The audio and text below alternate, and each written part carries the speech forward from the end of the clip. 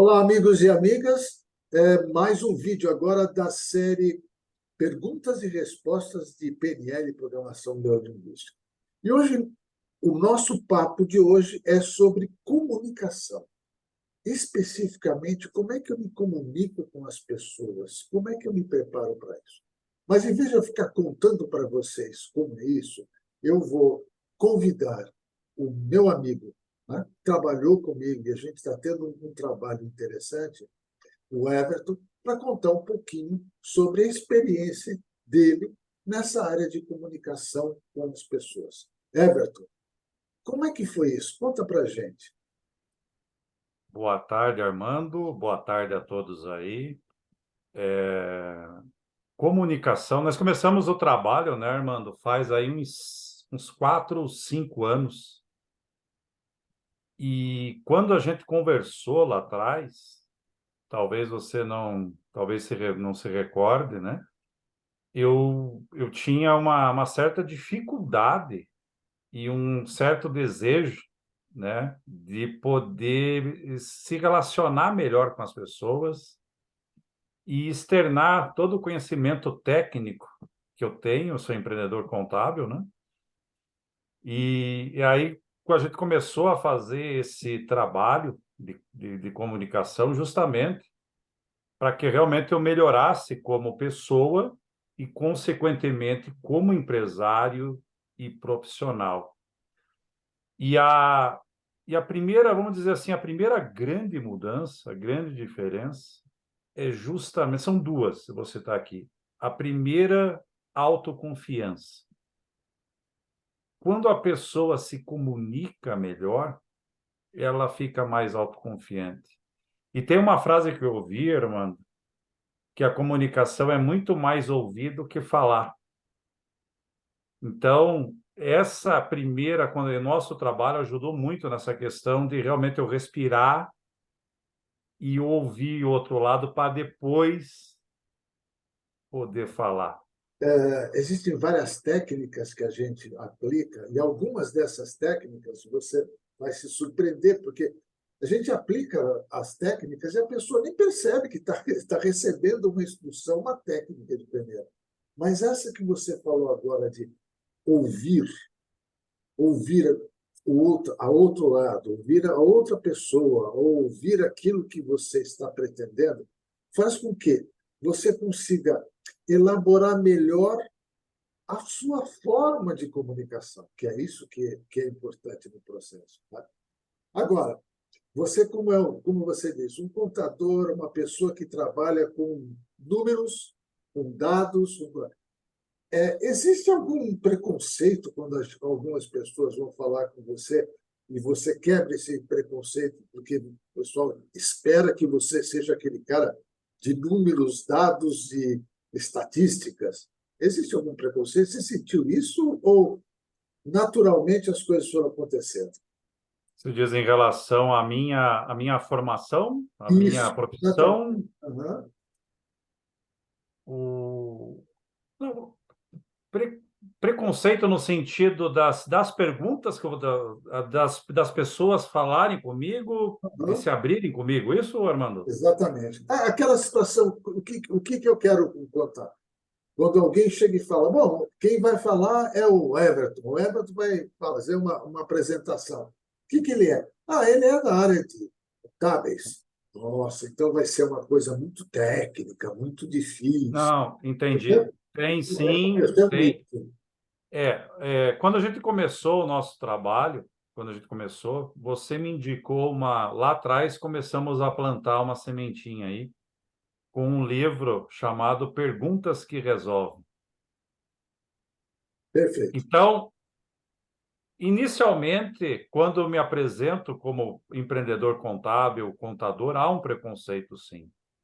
Mas as técnicas, o fato de a gente gostar de pessoas e ter esse trabalho, né, de PNL, eu sempre busco fazer as perguntas certas no momento certo, para quebrar justamente esse preconceito que existe. Puxa, será que eu vou me abrir com um contador? Será que ele vai, né? O que ele vai fazer com essa informação? Então, justamente, com cada caso é um caso, é personalizado. A pergunta que Exatamente. eu faço para o Armando é diferente da pergunta que eu faço para o Joãozinho, né? E isso que você está dizendo, e que serve para as pessoas que vão assistir esse vídeo, é muito importante, porque não tem fórmula, não tem receita de bolo. Tem muito da nossa escuta, o nosso escutômetro e o nosso observômetro. Eu tenho que observar o que está acontecendo. E eu perguntei isso, foi até provocativo mesmo, porque, por exemplo, quando eu chego numa aula de pós-graduação, ou mesmo num curso do PNL, o pessoal pergunta: qual é a sua formação? Eu falo: matemático. E o pessoal pensa: nossa, mas matemático, como é que você chegou nisso aí? Eu falei: olha, prática, desenvolvimento, leitura, buscando observar melhor as pessoas e escutá-las, ouvir o que elas estão dizendo, de preferência, sem fazer julgamentos. Né? De preferência. Às vezes você tem que fazer um julgamento, uma dúvida. Nós não somos isentos de fazer julgamento, mas é importante você ter esse processo. Agora, para a gente dar uma dica final para quem está nos assistindo, que eu acho que é importante. Que experiências pessoais você teve que você julgou impactantes quando você melhorou a sua forma de comunicação? Você podia citar umas duas, três. Sim, sim. A forma melhor de se comunicar trouxe a autoconfiança, que, consequentemente, melhorou o meu relacionamento com as pessoas, em todas as esferas: família, equipe, clientes, sociedade. E aí agora entrando na pergunta a qual você me fez, primeiro, eu sempre tive um sonho de dar palestras. Como eu era muito técnico, mas não sabia nem falar bom dia, boa tarde, eu precisava desse autoconhecimento. Então, a primeira questão, eu me senti autoconfiante, melhorando a minha comunicação para poder dar palestras, Armando, para micro e pequenos empresários. Essa foi a grande...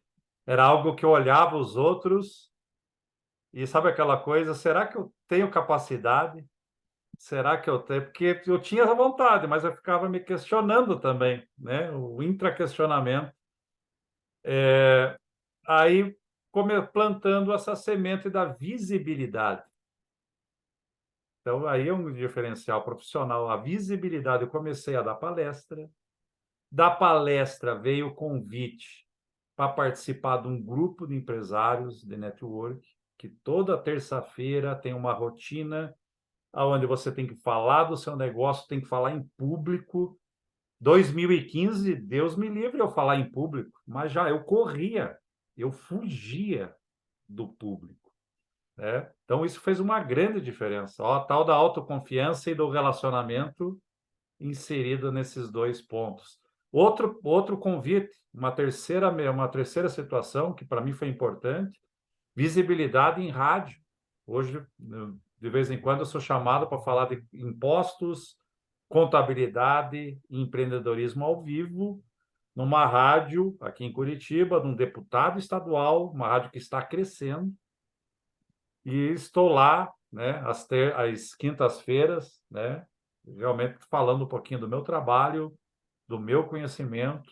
E isso traz consequências aí para a família, como marido, como cidadão, né, para viver melhor e curtir essa passagem aí que todos nós estamos aí na Terra, aí, né, irmão? Então, para mim, fez toda a diferença. Toda a diferença. E, E continua, né? sim, E a dica que eu falo é nunca parar. Só vou parar quando eu, né? Essa talvez seja a maior dica, né?